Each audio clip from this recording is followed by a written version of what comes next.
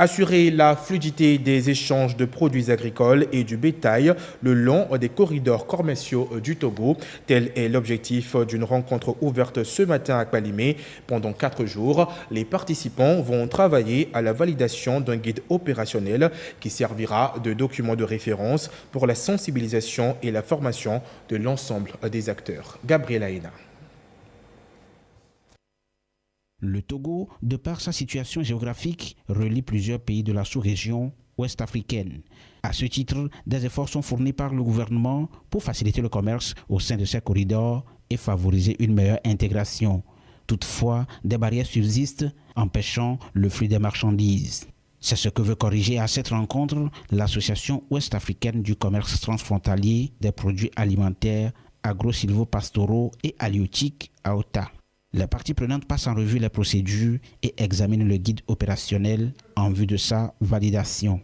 L'AOTA a depuis plusieurs années posé les bases d'une solution concrète, pérenne, qu'est la fluidité routière agro-bétail. Et cette rencontre est le fruit d'un engagement collectif État togolais, secteur privé. Les 3 jours réunissent ici le privé, les commerçants, les transporteurs, le public, les ministères sectoriels, les forces de l'ordre et de sécurité, les universités.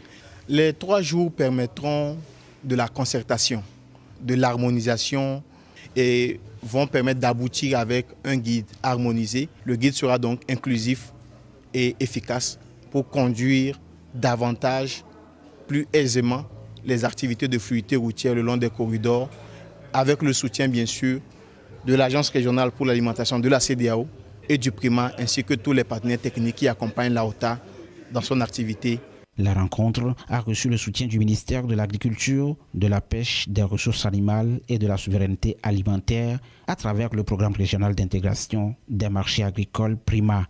Le ministère a exhorté les participants à des réflexions approfondies en vue de faire des corridors togolais des lieux de commerce sûrs et sécurisés.